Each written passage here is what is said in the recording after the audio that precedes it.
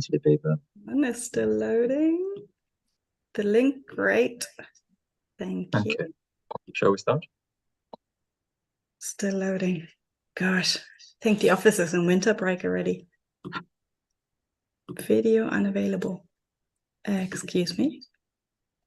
And it's still loading. Here we go. Something is off today.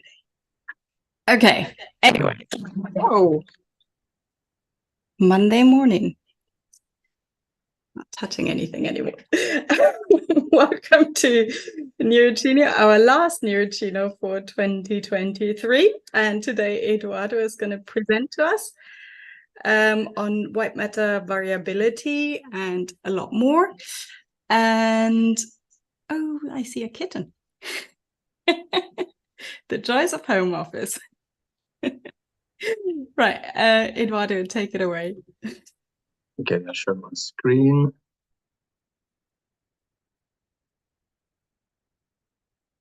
Okay.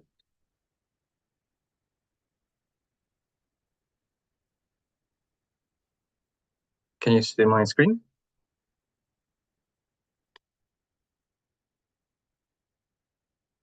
Okay. Yes, all good. Okay, thank you.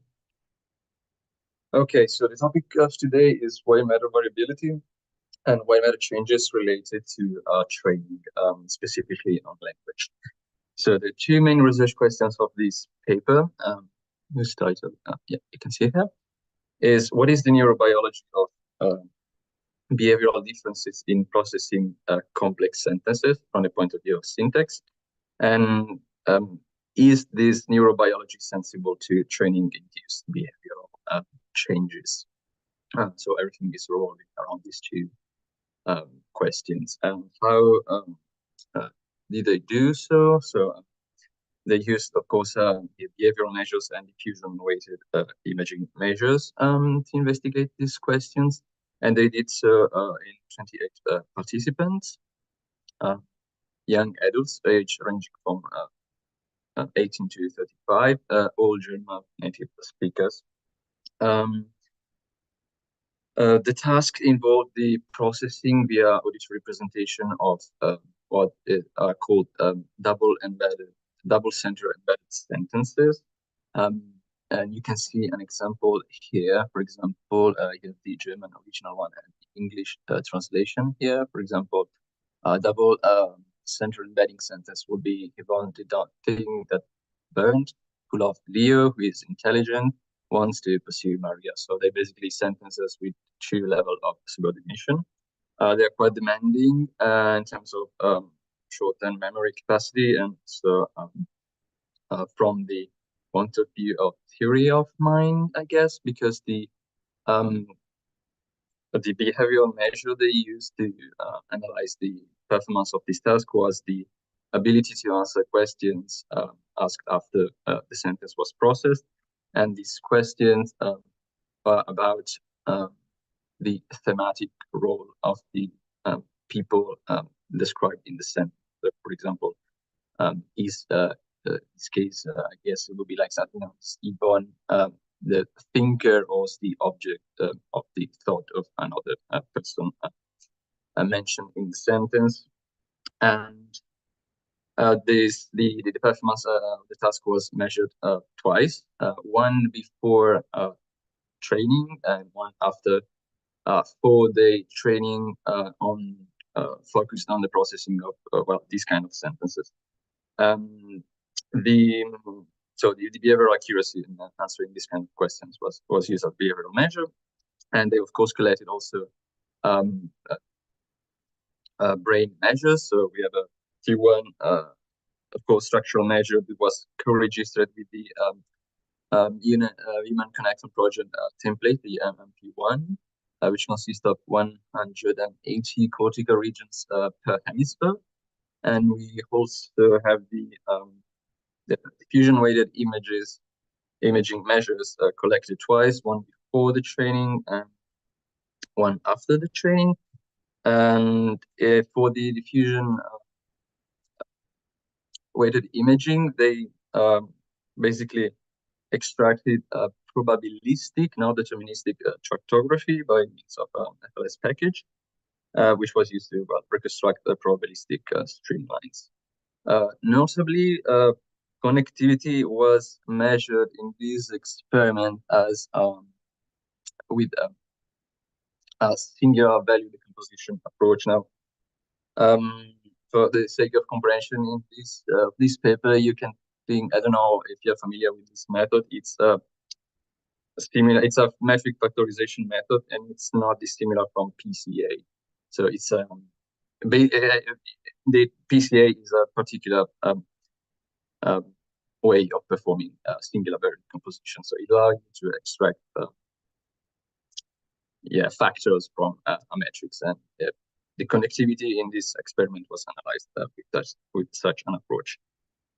All the statistics you will see in this experiment are based on non-parametric tests used to deal with the non-normality of the distribution.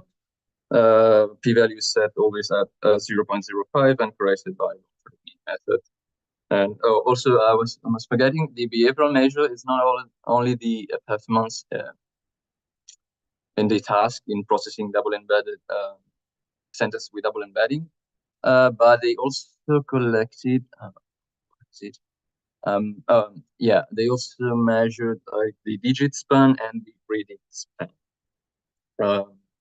That said, the main the study of the brain behavior correlation revolved around four main questions, which are presented here. So basically, question one is there any correlation between the behavior before the training and the white matter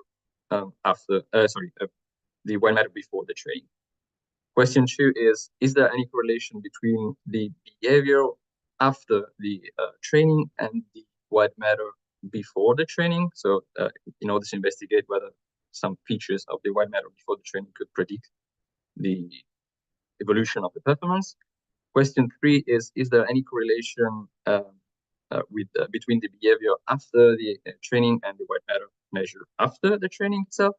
And the fourth question is there any group effect? Now, I can already tell you that question 2 and 4 yielded to no significant results. It's quite interesting that there is no group effect, but I'll say more about that later. For the behavioral results, I can show you the figure, which I try to explain in a podcast appropriate manner.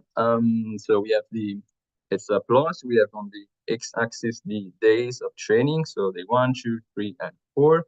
On the y-axis, we have the accuracy in processing the sentences with double embedding. And for the results presented in this paper, you can ignore the data showed in black, because these were about single embedding sentences, but these results are not presented here. And it is due to the fact that the data are from a previous experiment, MEG experiment. So they also have this kind of data, but it's irrelevant for this paper. So you can just focus on the gray bars, and there is the median value represented by the circle. The thick gray bar represents the range between the 25th and the 75th percentile, and the thin lines represent the range between the minimum value and maximum value. So there is a significant difference in terms of performance between day 2 and 1, between day 3 and day 1, and between day 4 and day 1. And the overall conclusion of this plot is, as mentioned by the author, there is a positive effect of training on the ability to process double embedding sentences.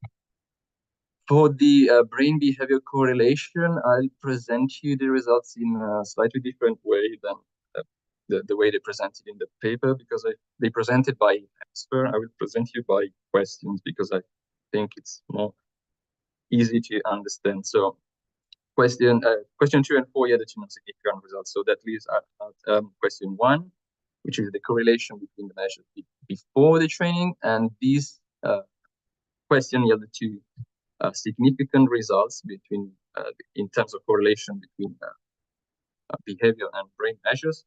into what they call network motifs, which is the results of these singular value decompositions, basically network components, I guess you can call them as well. And so for question 1, is there any correlation in the measures before the training? The answer is yes, there are positive results in one network motif in the left hemisphere and in one network motif in the right hemisphere. So this figure 2 in the paper, show the results for the network in the left hemisphere. You have 3 panels, A, B, and C. The panel A depict the areas involved in this connectivity motif. Panel B show what is it called, a chord plot of these connections, and panel C show the correlation, the regression plots between basically the behavioral measure and the prevalence of the network motif.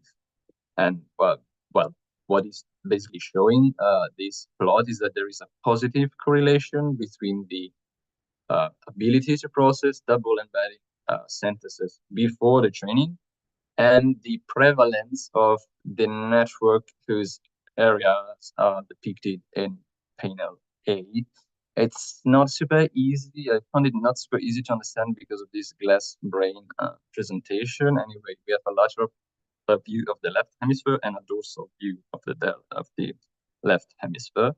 And the main areas involved in this network turn out to be but some medial prefrontal clusters here in yellow, light green, and reddish color.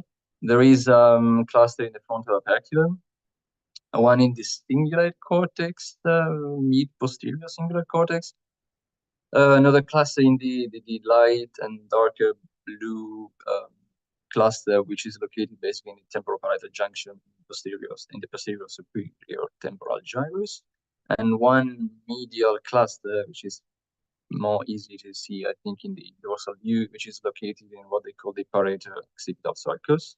So between parietal and occipital cortex medially. And so what is to be taken from these images is that there is a positive correlation between the prevalence of this network and the ability to process double embedding sentences before any kind of training. The second motif that correlated with this question, so the measures before, I'm going to skip this image. I'm going to image 4. So it's a similar image, same structures as the one before. But in this case, there is a negative correlation, as you can see from panel C, between the behavioral performance, so the ability to process double embedding sentences, and the prevalence of this network motif, which is represented here by, but kind of surprisingly, by a large set of occipital visual areas. You have V1, V2, and V3A here in these bluish colors, and there's also this yellow cluster still in the ventral occipital temporal stream. Basically, the entire inferior parietal cortex is represented here by these orange and red colors. There's this temporoparietal junction cluster. The greener cluster is, they call it auditory cortex, even if it looks a little bit posterior. And then there is frontal cluster, which is basically ventral broadband area 6, the ventral premotor cortex. And again, what is to be retained from this image is that there is a negative correlation between prevalence of this network and the ability to process those double embedding sequences before any kind of training. So this is individual variability for the behavioral training. There are also positive results, significant results for the effect of training. So is there any correlation between measures of the behavior after the training and measures of the white matter after the training itself? And this is what is shown in this image. There is just one network motif surviving to this. analysis in this with this data, and it's located in the left hemisphere, and it's partly overlapping with the first motif I've shown you, this one, because as you can see, there's still some prefrontal, medial, but also dorsal. The orange one is more dorsal clusters. There's still this singular cluster and the both the temporoparietal junction and posterior superior temporal gyrus cluster, as well as the parietal occipital sulcus cluster. But here they also found significant results in terms of connectivity motifs with these lateral ventral occipital-temporal cluster in this is still some kind of blue color, I guess. And also, well, this hippocampal cluster, which is not really related to language, but most of these are not. But I'll tell you about these later. And there's this grayish cluster here located, and it's not easy to spot in both views, but it's located basically in the superior temporal sulcus. And there is this beige cluster, I guess. They call it planum polare, is basically the superior bank of the anterior superior temporal gyrus, I guess. And in this case, there is a positive correlation between the basically the gain in performance after the training and the prevalence again of the brain network motif. Again, this is shown in panel C with the regression plot between these kind of these two measures of brain and of behavior. All these correlation are Spearman's correlation, as I mentioned before. For the statistics are non-parametric, and so in some also I almost forgot to mention it. None of these network motifs correlated significantly with the measures of digit, the measures of the digit span and the reading span.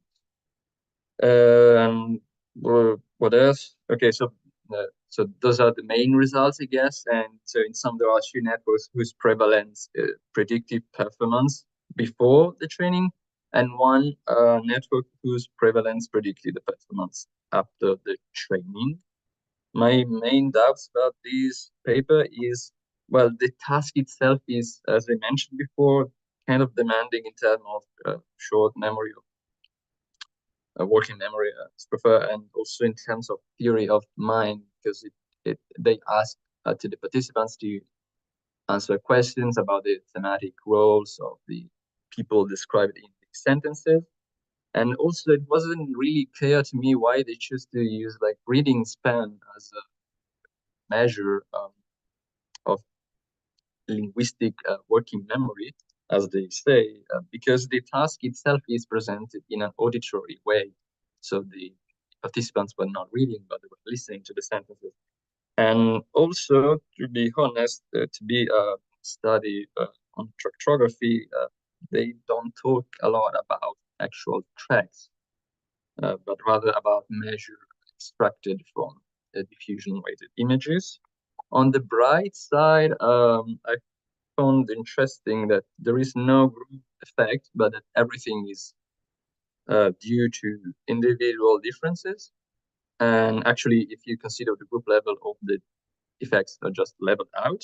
And also it was interesting to see, as for the paper presented by Hiva the last week, that there is a detectable effect of training on a measure of wide matter. In this case, it was a 4-day training. Still, it's not a lot of time. I thought that was interesting. So that's my presentation. If you have any doubts or questions, please go on. Lovely. Thank you very much, Eduardo. Are there questions? Well, yeah, so let me kick us off. So you made the point towards the end, but it's a white matter study based on tractography, yet what the results are indicating are isolated cortical areas. So I was wondering if the authors marry the two concepts in the discussion? No, really. they also link the results mostly, as I mentioned, to working memory processing and theory of mind, because the areas that pops out, especially for these kind of left hemisphere motifs, are more related to these kind of processing rather than language itself. They also mentioned that was well, they also, I guess, expected to find something around the Broca's area, so fear of frontal gyrus, because it's often related to syntactic processing, but that was not the case. So I guess then you're tapping into this whole discussion about what is language, and can you have language without tapping into the memory system, etc. So. yeah, but yeah, they don't mention any specific, tracks or hypotheses about connections between that indirect connection in terms of tracks between the areas presented in the results. So yeah. Okay. Thank you. Annie has a question as well. Yeah, thanks for presenting. Sorry, the tree is sitting the window. I hope you can still hear me well. I was wondering about the overall rationale for, I think those were research questions 2 and 4. So the ones where you're looking into change. So is the idea that the learning effect is seen in the, so they were hoping to see a learning effect in the presence of a structure or the absence of a structure? Because, I mean, of course, structurally, we wouldn't see any changes, right? It's not like anatomy-wise, anything could change. So the rationale would be that if there was a learning effect, we would see it in the absence or presence of certain structures. Again, since they use this, I wouldn't think they were thinking about absence or presence of structures, but rather in maybe changes of structures. Also, because the measure of the white matter connectivity, I guess it's quite indirect. They use probability connectivity measures, and they also use this singular value decomposition that basically extract features out of the data. So you're not actually looking at any specific tract or any specific structure.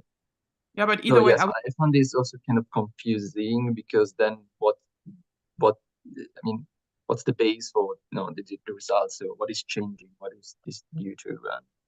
I would have been surprised to see any kind of changes after 4 days. Yeah, that was also one of the reasons that pushed me to read the paper. I mean, Okay. I read the abstract and I said, oh, that's cool. That's Neuroccino material. And then going through the actual paper was like, well, I don't know either. So I had the same kind of doubts. But yeah, also Eva last week presented something related to short changes in white matter measure after a very short training, or anyway, behavioral change. Yeah, so we discussed this last week, I think. Yeah, it was just yeah. But now looking at the German sentences, I do think it's a really complex setup. I would have loved to see anyways how they measured exactly the accuracy and so on. You had some doubts about that as well. I do think so the accuracy, there is a sentence. Here. The performance of the participants was measured as the percentage of correct answers to the first content questions over the, basically a correct, incorrect, and miss, so all the other possibilities. And they asked, two, I guess, two questions after each sentence, but they just considered the first one, and it was,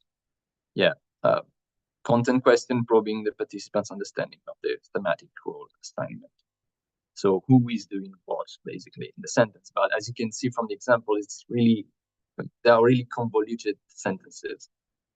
So yeah, probably having, I don't know, some kind of control condition they didn't analyze the single and central embedding sentences, for example, because there was a problem of ceiling effect in the behavioral data.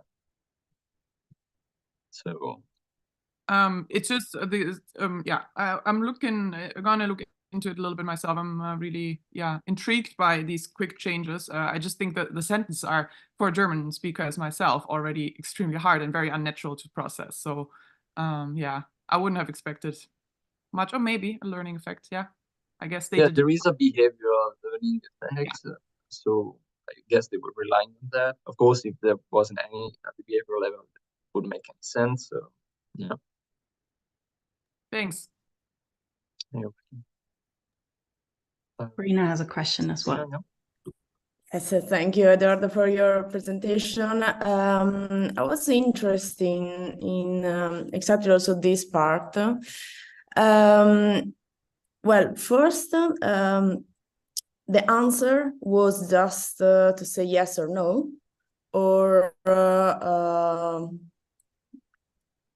So to the or was content questions from the participants. So I saw there was the sentence and then the question, and then the participant was just saying yes or no or something. Yeah, it was What this. was So exactly? they listen to the sentence, and they then they ask a couple of questions about the content.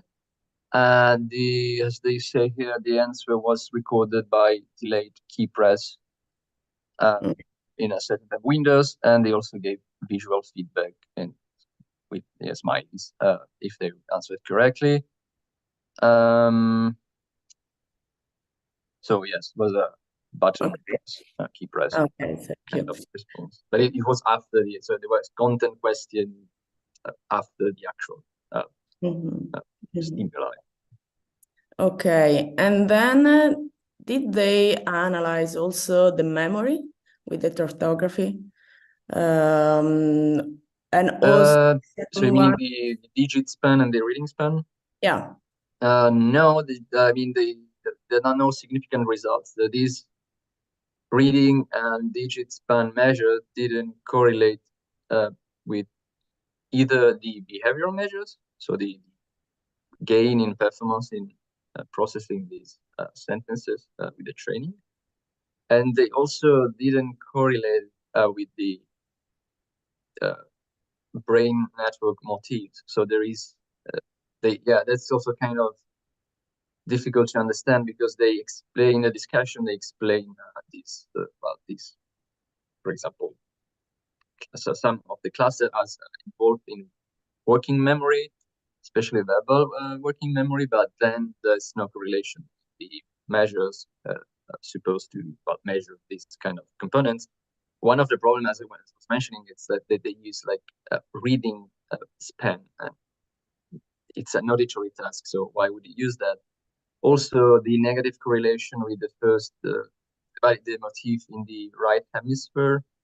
You have a lot of visual areas. So I don't know what's the interpretation of these results because, well, V1 certainly is a visual area. So how it is negatively, the network motif here is negatively correlated with the ability to process complex sentences. So this result to me is either strange or difficult to understand, or is either obvious because, well, I wouldn't expect connectivity in visual areas to correlate with auditory task abilities, I guess. I don't know if this answers your question. Yeah, no, thank you. Yeah, it's fine. I was also thinking if in the first part of the paper, I mean, in the introduction, they maybe explain or present literature or part about, the memory. Yes, there is one type, the other one. So maybe actually there is a connection. Yeah, there's especially some literature they mention on the individual differences of language processing related to differences of working memory capacity.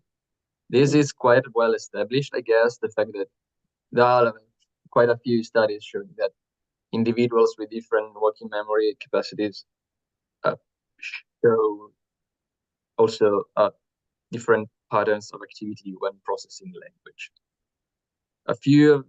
Quite a lot of the studies, though, are with bilingual or bilingual acquisition, so it's kind of difficult to give a precise answer, but yes, they mention these.